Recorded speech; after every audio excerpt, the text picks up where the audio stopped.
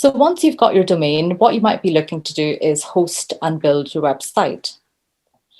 So this particular talk is catered towards those that might not necessarily have a coding background, but you can choose whether you're coding or non-coding, or you want something that's a bit more visually based. So things like Squarespace, for example, you don't need much coding at all. So you can just go in and completely visually design something.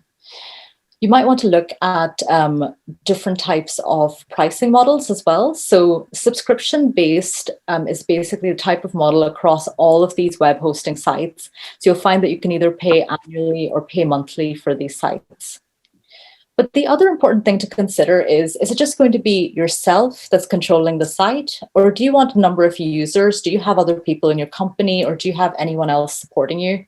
And do you want to create some level of control that maybe you're the main admin, but you have other people contributing and editing to it as well? So that's another thing to consider, which comes into the pricing and which one you're going for as well.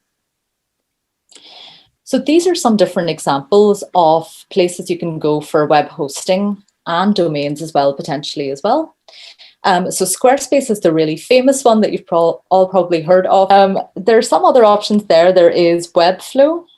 There is Format. So Format's another one that's another portfolio style site as well. There's WordPress, where you can actually involve a bit more coding too. There is Weebly and Wix, and they're also quite similar. And Wix has actually really upped its game in the last few years, because there used to be a massive difference between it and Squarespace, but now actually it's pretty good as well. And actually Shopify can be pretty great for anyone that's looking into e-commerce as well. So it gets right into the core of selling online as well. So that can be a useful site to look at too.